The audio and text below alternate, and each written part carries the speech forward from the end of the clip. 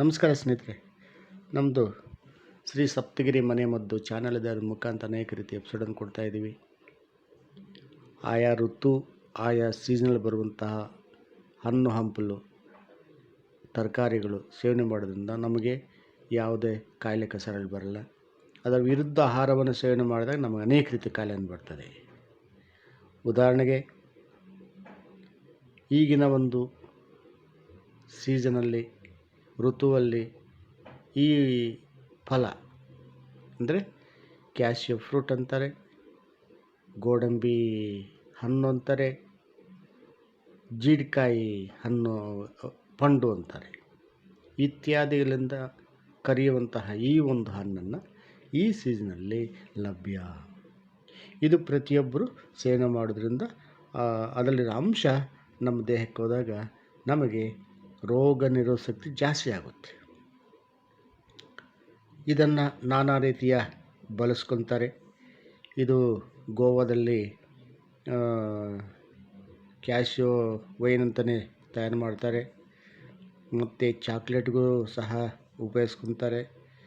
ಈ ಹಣ್ಣನ್ನು ಈಗ ಎಲ್ಲ ಲಭ್ಯವಿದ್ದರೆ ದಯವಿಟ್ಟು ಸೇವನೆ ಮಾಡಿ. ನ್ಯಾಚುರಲ್ ವಿಟಮಿನ್ ಸಿ ಇದರಲ್ಲಿ ರಿಚ್ ಇದೆ, ಅದು ನಮ್ಮ ದೇಹಕ್ಕೆ ಬೇಕಾಗುತ್ತೆ. ಅಲ್ಲದೇ ಈ ವೀರ್ಯ ಕಣಗಳನ್ನು ಜಾಸ್ತಿ ಮಾಡೋ ಶಕ್ತಿ ಇದಕ್ಕಿದೆ. ಅಲ್ಲದೇ ಯಾವುದಾದ್ರೂ ಗಾಯಗಳಾದರೆ ಅದನ್ನು ಕ್ಯೂರ್ ಮಾಡೋ ಶಕ್ತಿ ಇದಕ್ಕಿದೆ. ಇಷ್ಟು ಶಕ್ತಿಯುಳ್ಳ ಈ ಒಂದು ಹಣ್ಣನ್ನು ಎಲ್ಲಾದರೂ ಲಭ್ಯವಿದ್ದರೆ ಬಿಡಬೇಡ್ರಿ, ಸೇವನೆ ಮಾಡಿ. ಇದು ಸೇವನೆ ಮಾಡೋದ್ರಿಂದ ನಮಗೆ ಆ ಒಂದು ವಿಟಮಿನ್ ಸಿ ನಮ್ಮ ದೇಹಕ್ಕೆ ಲಭ್ಯವಾಗುತ್ತೆ ಸ್ನೇಹಿತರೆ. ಅಲ್ಲದೇ ಇದು ಆ ಗೋಡಂಬಿ ಕಾಯಿ, ಇದರ ಒಳಗಡೆ ಇರೋದೇ ಗೋಡಂಬಿ. ಇದನ್ನು ಸಹ ನಾವು ಅನೇಕ ರೀತಿಯ ಆಹಾರಗಳಲ್ಲಿ ಬೆರೆಸಿ ಸೇವನೆ ಮಾಡ್ತಾಯಿದ್ದೀವಿ. ಇದು ನಮಗೆ ಬಹಳ ಮುಖ್ಯವಾದದ್ದು.